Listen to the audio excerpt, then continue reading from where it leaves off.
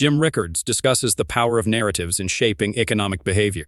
He references Robert Shiller's book on narrative economics, highlighting how narratives, whether true or false, can influence economic decisions.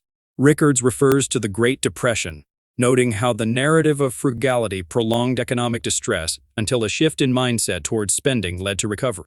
He emphasizes the White House's failed attempt to push a positive economic narrative, despite contrasting harsh realities, pointing out inflation issues predating the war in Ukraine, and attributing energy price hikes more to domestic policy decisions than geopolitical conflicts. People hear the government say the economy is fine or unemployment is near an all-time low, which is actually, statistically, is true. They kind of nod and go, yeah, it's all good. And then reality is the stuff that hits you in the head, like a 2x4. You know, the propaganda is positive. We could talk about that a little more detail. The reality is harsh, and reality wins. And there's a very good book on this by Robert Shiller, Nobel Prize-winning economist at Yale University.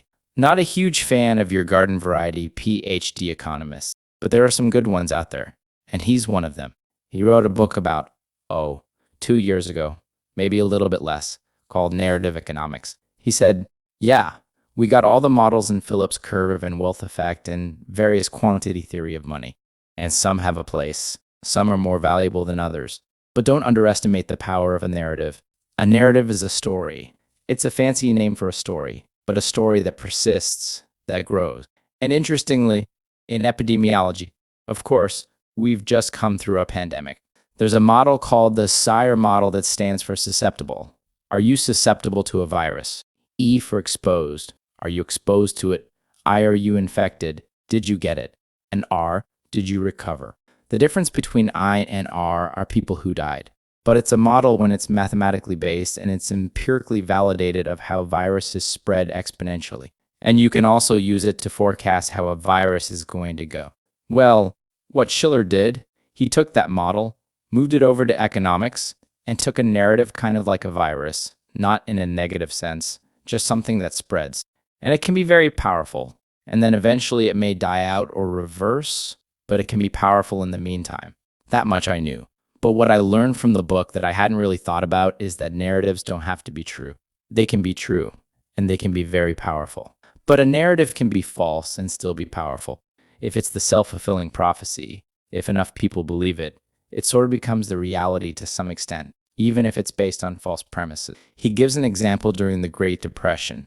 The Great Depression really was 2 technical recessions. But there was a period from 1929 to 1933, election of Franklin Don and the Roosevelt. And then there was another period from 1933 to 1937. The 37 and 1940 part we leave aside for this purpose. But during the first part of the Great Depression, unemployment was high, output was dropping, trade was dropping. It was a very, very bad time, no doubt about it. But not everybody was out of work. Not everybody was poor. There were a lot of people with a lot of money at the time, but it was felt that being ostentatious was poor form. It's like, okay, I'm lucky I have a job, I've got some money, but I'm not going to buy a new car, buy a big house, or flash it around or whatever, because it's really not considerate of all the people who actually have fallen on hard times. Well, that was the narrative. But it's the worst possible economic advice because it's precisely the fact that people with the money should keep spending. That kind of can boost the economy out of a depression. So by people saying, well, even though I have the money, I'm not going to spend it because it's poor form, we're actually prolonging the Great Depression. Now, when FDR came along, was elected in 1933, became president, 34, the psychology turned 180 degrees, and all of a sudden, the Democratic campaign song was Happy Days Are Here Again, and FDR seemed to solve the banking crisis and so forth. And all of a sudden, it became okay to spend money. Well, in the middle of the Great Depression, 1934 to 1936, those were some of the strongest years ever for the stock market. And unemployment did come down a lot. Now, the problem is it came down from like 25% to 15%, while 15% is still painfully high. But it was a big move in the right direction. So he describes how the narrative flipped from don't spend money, it's poor form, to, go spend money and help the economy. None of that is taught in business school. It's not taught in economics. It can be modeled using this epidemiology model, but it doesn't fit into any of the standard macroeconomic models. but it's powerful stuff.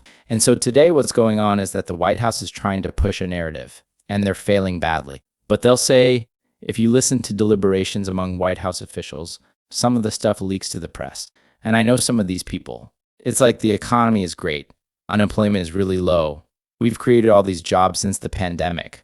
But we're doing a really bad job of messaging. The point is, they're inside the White House. They're frustrated that the positive economic story is not getting out the correct analysis, is that there is no positive economic story. The economy is in terrible shape. The problem is not the messaging, it's the message. And this is why I say the propaganda from the White House, if things are great, is at ODs with the reality, which is things are not great. Let me give you some specific data points, because, as I say, I don't like to make statements like this without backing it up. Number one, the inflation was going up long before the war in Ukraine started. So if everything was great until February 27, and then Russia invades, and then all of a sudden the inflation goes up, all right, let's talk about it. But that's not true. This inflation goes back to late 2021. It was persistent in the fall. We all remember the Fed and the Treasury saying transitory, transitory, transitory. And then finally, Jay Powell was testifying before Congress. He said it's time to retire the word transitory. So that was his way of throwing in the towel. And Janet Yellen admitted she was mistaken also. So it predates the war. Number one, energy prices are going up because there's a war with Russia. Well, I wonder why that is. Well, the reason is not because Putin invaded Ukraine. It's because the US counterattack with financial sanctions. Now, bear in mind, go back to January 21st, 2021, when Biden was sworn in as president and then went back to the White House. What was the first thing he did? He closed the Keystone XL pipeline. This is a pipeline that would bring oil from Alberta, Canada, into the United States, where it would connect at a hub. I believe it's in Kansas, but somewhere in the central United States. Then the hub distributes it to the entire country. So he shut down that pipeline, which curtailed the supply of oil from Canada, then ended new leasing, oil and gas exploration, leasing on federal lands. Handicapped. The fracking industry took a number of other steps using environmental tools, climate alarm, government subsidies, etc., to the extent possible, shut down the US energy industry as much as possible. Now, you can't shut down completely, of course, but everything happens at the margin. And then we end up with oil prices doubling or tripling, really from $40 to $120 in under a year, which is comparable to what happened in 1973 with the Arab oil embargo. And then Biden wakes up and says, guess we need more oil. And so he wants to reopen leasing. I said they shut down. They did, but he wants to reopen it. He's begging Saudi Arabia to pump more. Saudi Arabia is kind of not returning his phone calls. He's begging Venezuela to pump more. Oh, great. The greatest pariah dictator in the Western Hemisphere, and we're begging him for oil. Say, why don't we drill our own oil? Because we were a net exporter up until 2021. And then Biden came in and we lost that edge and became a net importer, including recently buying oil from Russia. They curtailed that for political reasons, but that's kind of where we got to. So you wonder why the price of energy is going up. In other words, this damage was self-inflicted. But don't be misled by the headlines, because they're, again, this narrative.